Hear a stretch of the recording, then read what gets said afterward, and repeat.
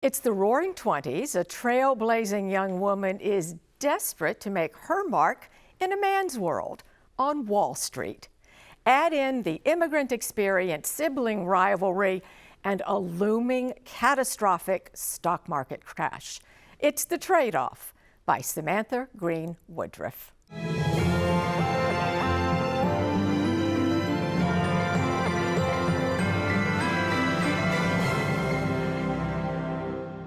Samantha Green Woodruff is the author of the bestseller, The Lobotomist Wife. She spent 2 decades in television on the business side of media. The Trade-Off is her second work of historical fiction, this one taking place in Manhattan in the 1920s. Samantha, welcome. Thank you. I'm so happy to be here. Thank you for having me. Honest, I love historical fiction, and The Trade-Off has it all. It has family, it has ambition, it has greed, and it has a female heroine, Bee Abramowitz. First off, was there a person who was an inspiration for Bee? I wish I could say there was a woman on Wall Street who was an inspiration for Bee, but there was not. Bee came to be when I realized that there were people who were short sellers of the crash of '29 and that they made a fortune. And one of them was a man named Jesse Livermore, who turns out to be pretty much of a scoundrel. So when I set out to write the book, I thought maybe it would be somehow based on Livermore's life, and I had written The Lobotomist's Wife, so I thought maybe I would give Livermore a wife who was somehow involved. But the more I researched him, the more I did not want to write a story about him. He does appear in the book. So I took that idea, and I love to write about strong women and women making their way in worlds that don't really want them. And that's how we came up with Bee. Well, describe Bee. So, who is she? Bee is a go-getter. She is incredibly bright, but she has her challenges. She is a twin to a daughter of immigrants, Russian immigrants, who fled early pogroms and lost everything when they came to America, as was common. And she has to sort of hold up her family and fill the role that her mother doesn't ever really step in to fill. So she is both the homemaker and the caretaker and this really bright woman who wants to be a stockbroker in the 1920s. Let's talk about the twin aspect for a minute. Her brother is Jack. There is this interesting brother-sister dynamic, and they're not really treated equally in the family, especially by the mother. Yes. So when I initially thought about writing this book, one of my ideas was that I would do like a Tootsie thing, reverse Tootsie, where a woman would try and work on Wall Street, realize she couldn't, and have a twin brother who could, Cyrano, Tootsie, something like that. And so I made them twins for that reason. But I was also fascinated by the idea that twins have this unbelievable connection. And I really wanted to explore the depths of family relationships. Bee's background is based on my own family, what I know of it. So in that way, I did have family history rattling around in my mind. My grandmother, Pauline, was one of 5, and she was the only female, and her mother had emigrated, lost everything, and treated Pauline like basically her servant girl. And that led to her having this preoccupation with wealth and with money. The mother and then Pauline, that was a totally different way of thinking about why someone would be so preoccupied with money. Bee is not just smart. She has almost this superpower with numbers and with market trends, and her stock picking skills are phenomenal if she actually were allowed to pick stocks. And we'll get into a little of that. The story begins 3 years before the crash. And I would love it if you would set this up and read just a little bit of this so we can learn what Bee is thinking at that moment. Absolutely.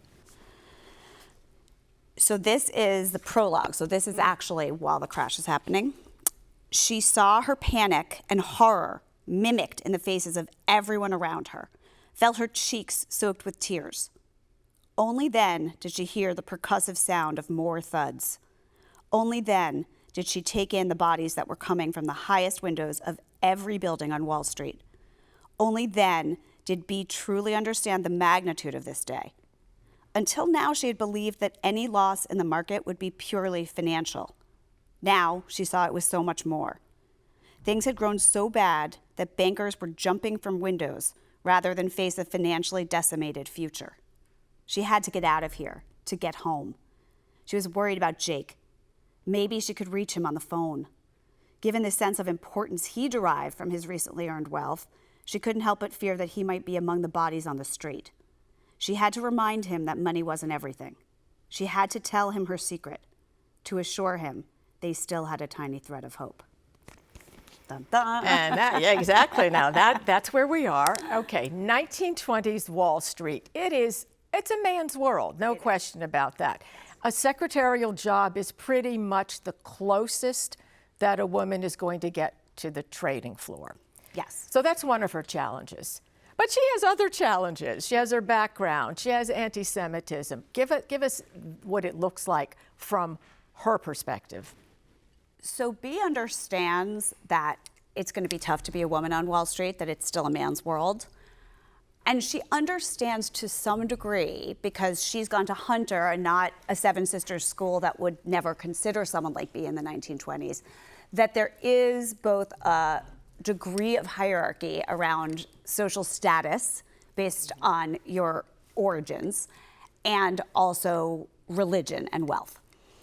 But she doesn't realize how much that's the case. And it is the 1920s, which was in many ways this bubble of liberation for women. They'd just gotten the vote. You have these flappers who are having sex with whoever they want, not caring about what society says they should be wearing to show off their bodies, smoking cigarettes, going to speakeasies. And so Bea is caught up in that. So she walks into Wall Street thinking she's going to make a difference. She's going to be different because she's so good at what she does. But it turns out that it doesn't matter what your skills are on Wall Street at this time. The only women who got jobs on Wall Street that were facing clients at all were rich already, well-connected, typically multi-generational U.S. like from the Mayflower, and had gone to Seven Sisters schools because they created these new women's departments to serve women like themselves. Speaking of women's departments, there was the ladies' department at the House of Morgan. And so, of course, I had to look that up. And that is pre-J.P. Morgan, correct? Correct.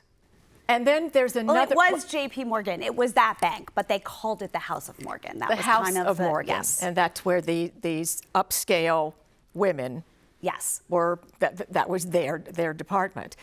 There was a successful banker in that era, Mary Vale Andress. Yes.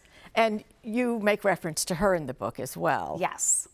So part of the reason that Bea believes she's going to have success is because she knows there are women carving their own path on Wall Street. What I learned in my research, and it's fascinating, is that really those women were already connected in some way. So Mary Vale Andress, who wrote a pamphlet that I got my hands on called Banking as a Career for Women, she basically says in the pamphlet that you have to have a really thick skin, it's still not a place for women, and this is something called Banking as a Career for Women, and she outlines a lot of sort of behind the scenes back office jobs for women. She herself got her job at a bank by accident. She was a wealthy woman who had been abroad with her husband during World War I, was very involved in the Red Cross and in fundraising for the war effort, and as a client of the bank caught their eye. And it wasn't J.P. Morgan, and I'm blanking on what bank it was, but it was one of the big New York banks, and they asked her to start their ladies department. So Bea's outside looking in says, oh, there are women like Mary Vale Andress who are leading ladies departments that are executives at the bank, and this was a huge step forward.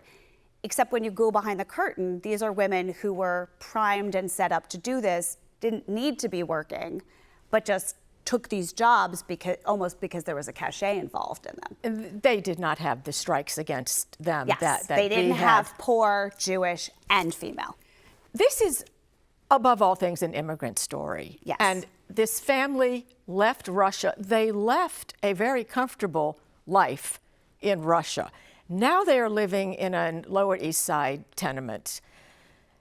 It comes down to money in this story, having it, losing it, and that is true really to the immigrant story. Yes. So as I said, the immigrant story came second in some ways when I was conceiving of the book. I was inspired to write the book by a very contemporary event in the stock market, which was, I'm sure you remember, the GameStop short squeeze. And you used that actually I remember in the notes in the back of the book, you referred to that. Yes, I talk about that because it was my spark. It was my origin point. Because what happened in GameStop was that a very prominent hedge funder was short the stock. His fund was short the stock of GameStop. And a group of everyman investors banded together to drive up the stock price. And it caused chaos in the market. But what also happened was that the prominent investor received death threats, was reviled on social media. I mean, there were memes of like rockets shooting him out to space and people, and he happens to be someone who is a personal friend of my husband's more than me, but he was in our wedding.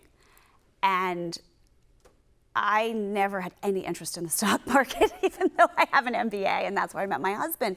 But I watched this and I said, wealth and making money in the stock market is more complicated than if you make money and you're rich, you're bad. And if you don't and you're poor, you're good. And I wanted to explore that. And somehow to me, that took me, once I found out that there were people who profited from the crash, like Jesse Livermore, to my own family's immigrant experience and how losing wealth and gaining wealth had been such a part of the narrative of our lives. What was the challenge, or was there a challenge, writing historical fiction when it has to do with finance? What wasn't a challenge about it? No, so I'm very fortunate. I do have an MBA, and I met my husband in business school. But I always was interested in the strategy and the people behind and the marketing, and I worked in business development and strategy for years. My husband is an investor. So he was really my sounding board and my research partner for the financial research for the book. So he did a first pass read of all the major tomes about the crash that were economic and financial, and said, read this one, you're not gonna wanna read this one. I would start something and say, do I need to know about this? And he'd say, no, it's not important. Oh, it's so good that's perfect. Yes. That's perfect for research. You talked about Jesse Livermore. What was a surprise to me was short selling was a thing in the 20s. So that was the moment when I said I can write about GameStop, because I write historical fiction. I think novels always start with a what if question, right? So what if, in this case, what if the short seller wasn't a bad guy? What would that look like? But there was no way for me to write that because I didn't want to write a contemporary story about it, and it felt like an apology for something, which is not my idea either. Like, there's no question that in the hedge fund industry, the compensation scale is totally out of whack, right? Like, I don't say it's not. But that doesn't make the people who are making that money necessarily bad people. And so I wanted to get into that.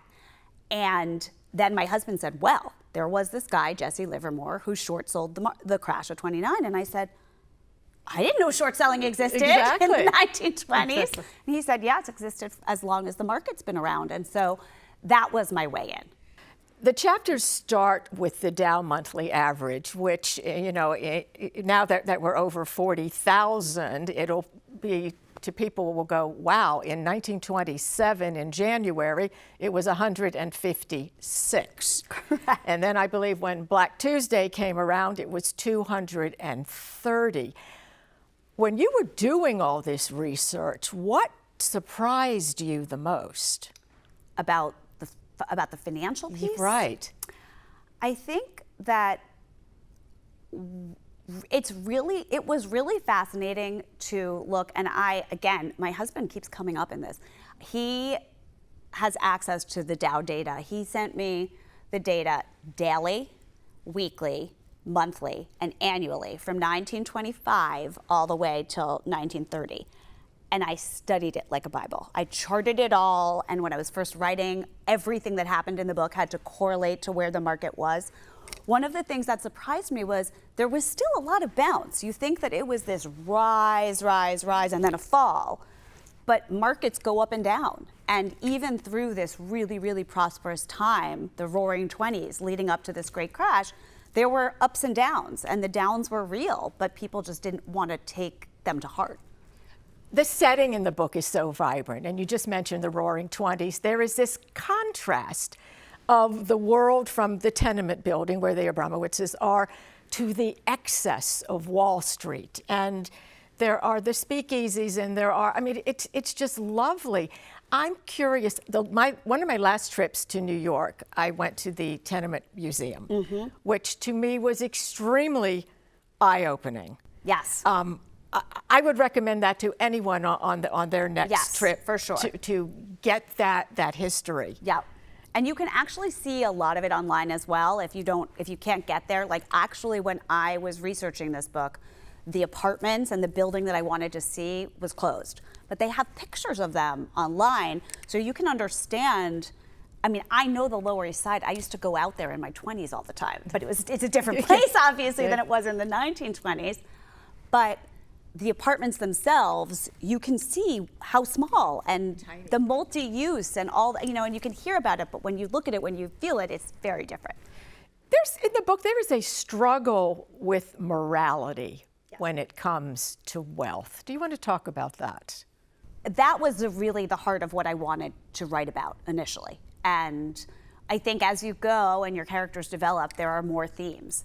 But again, I wanted, I'm sorry, to roll up my sleeves and dive into this gray area of making money and what it means to make money and what it means to be wealthy, and does it necessarily have to be a poison? And again, the twins, they diverge there in a way that worked for me very beautifully. So I have B, who's really interested in making money more because it is a measure of success for her. It is a marker that shows that she has achieved her goals.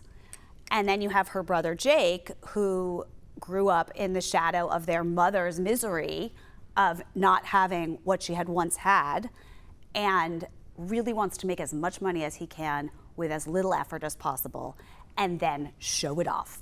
And so he really becomes the archetype of that excess that you think of in the 20s.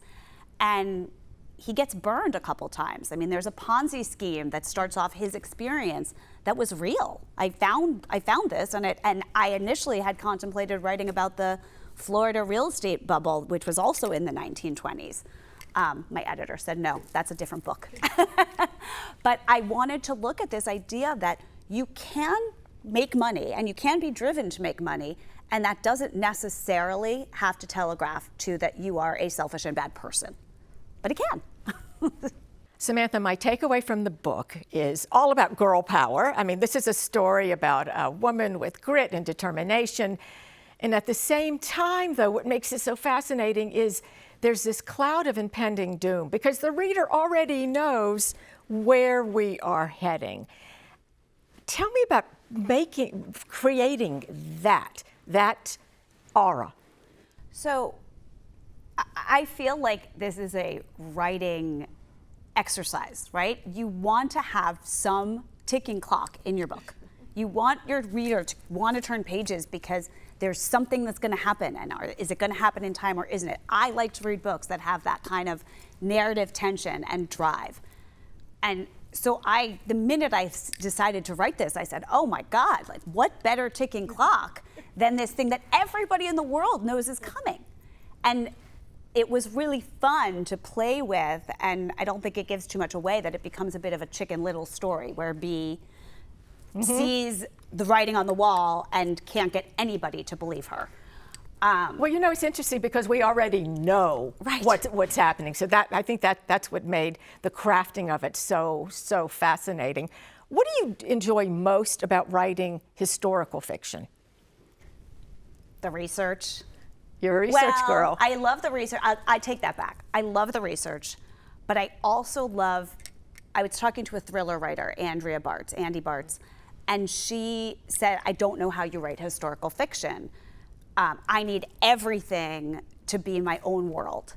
And for me, I think what's wonderful about writing historical fiction, and the research leads you there, you have this factual spine and these markers that you can kind of bounce off of and then invent within. And I like that idea. I like representing the facts and the truth and giving the reader a picture of a period of time, and that comes from lots of research, and then being able to make stuff up in the middle.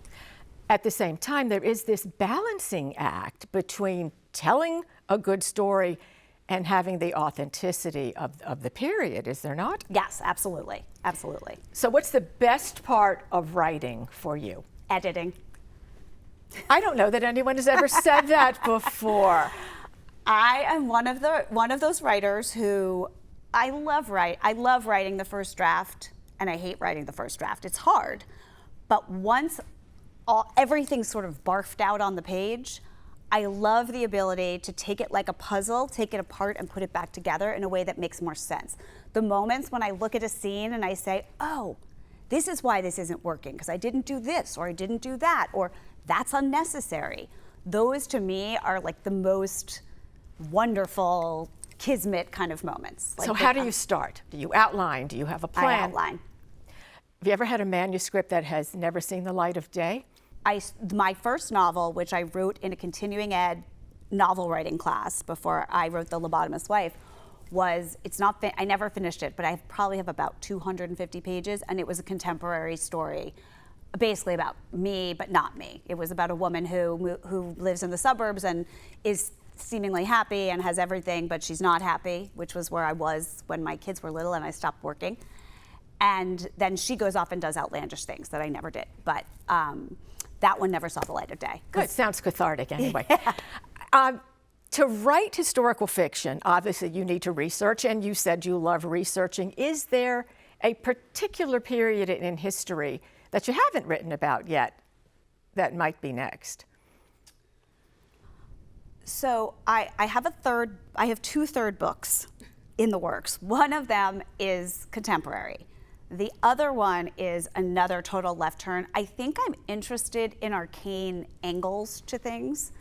I studied Eastern European history in college. I spent a semester in Budapest in 1994, so very soon after the Berlin Wall fell and all the other communist countries fell. So that one is a dual timeline. It's historical now because it was almost 30 years ago, but it takes place in communist Romania under the Ceausescus. And then there's a second timeline that is contemporary Manhattan and contemporary Romania.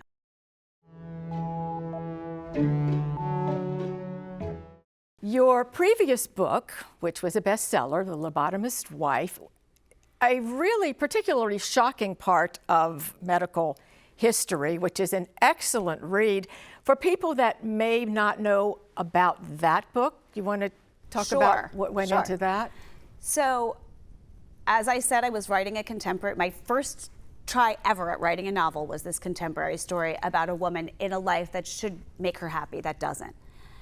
And I like to, because I was a history major and I do love to learn, and I spend a lot of time in the car because I have two children who don't yet drive. I listen to a lot of nonfiction in the car, and I was listening to a nonfiction book called Get Well Soon by a young woman named Jennifer Wright. It's fantastic, and she wrote it before the COVID pandemic, but it's history's greatest or worst plagues and the heroes who fought them.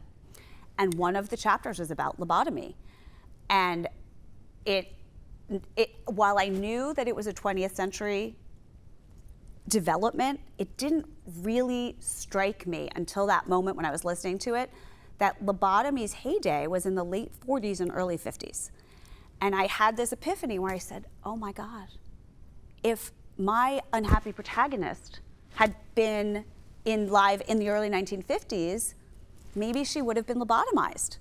And that was the seed of the story. And I ended up writing a novel it has two female protagonists, one who is the wife of the fictionalized lobotomist who is based very closely on Walter Freeman II, who is the man who pioneered lobotomy in the US and invented the ice pick lobotomy, which was the quickie 10-minute one. Which I think people would be very surprised to know that in the 50s, depression among women, yes, lobotomy was correct. One of by the 50s, depression and postpartum, which didn't have a diagnosis at the time, and that's my secondary character has postpartum depression, migraine headaches, unruly children. There were all these things that they thought lobotomy was a great answer for in this tiny moment in history.